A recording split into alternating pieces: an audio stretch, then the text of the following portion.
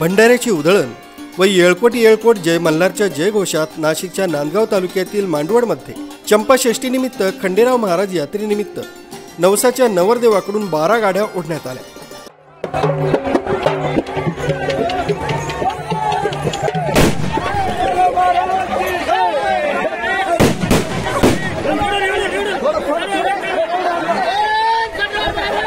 देवाच्या काठीची सवाद्य मिरवणूक काढण्यात आली।